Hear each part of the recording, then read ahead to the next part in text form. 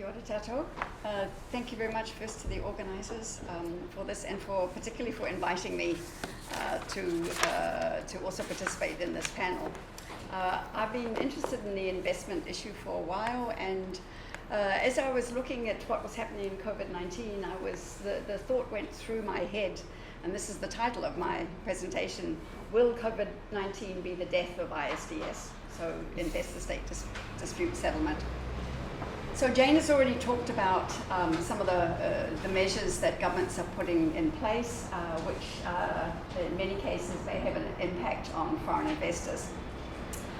So of course the governments are doing so in order to protect their populations from the health pandemic and to mitigate the adverse impacts of the pandemic on their economies.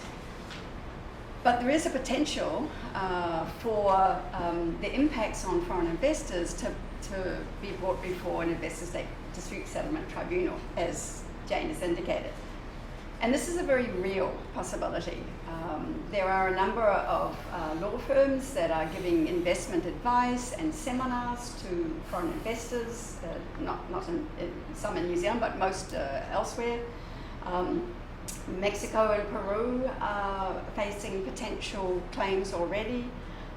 There is, as Jane has mentioned too, concerns about this possibility, and a large number of organisations have called for a suspension of treaty-based investor-state dispute settlement. And this raises a whole lot of issues, and the biggest parallel that I see is with the Argentina cases in the late 1990s, early 2000s, where Argentina, as a result of its response to the global economic financial crisis, was faced with over 40 ISDS cases regarding its measures.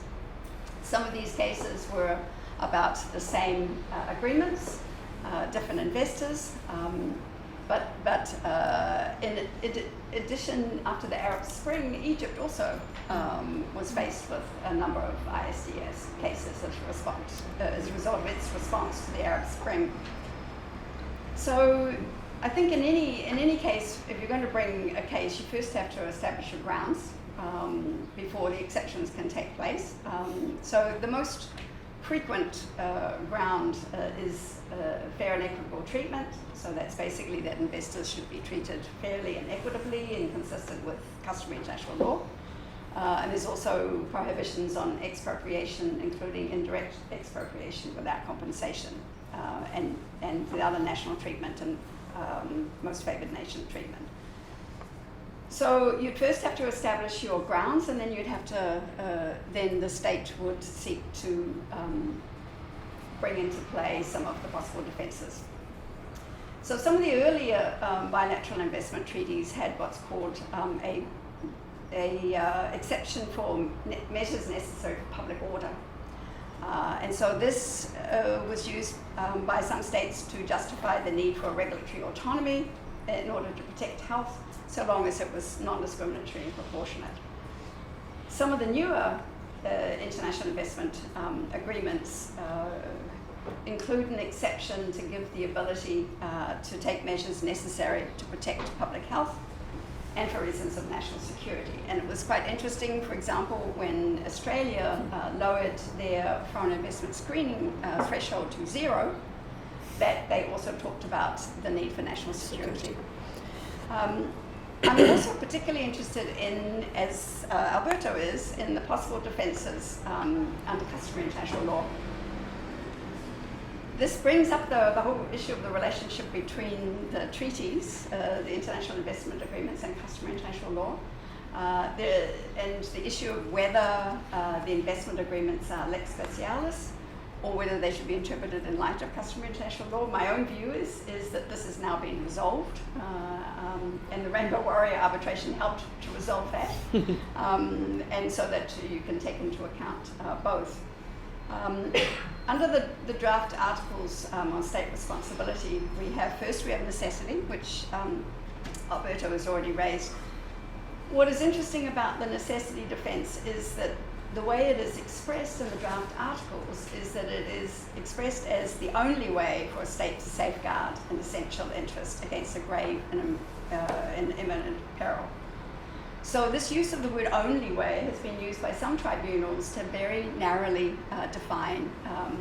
It's used by other tribunals in some Argentina cases to have a more all-encompassing only way in terms of the broader economic interests of the country. So that also raises the issues that Alberto has raised about the contribution.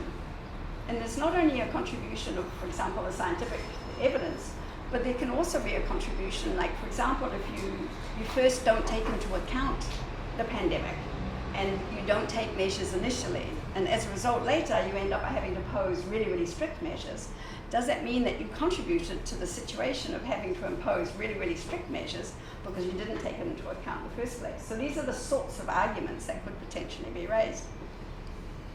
The interesting thing about some of the Argentina cases is that there were a number of different arguments brought and a number of different tribunals coming up with slightly different and sometimes significantly different conclusions. So the very different measures that governments have implemented to address COVID-19 means that there's a real danger that a tribunal might look at what measures other countries have done and said, well, you should have done that. So there's a real danger that there's a hindsight analysis that takes place and a comparative analysis with what other countries have done. And yet each government's measures have been very much tailored to that particular country and that particular country's needs.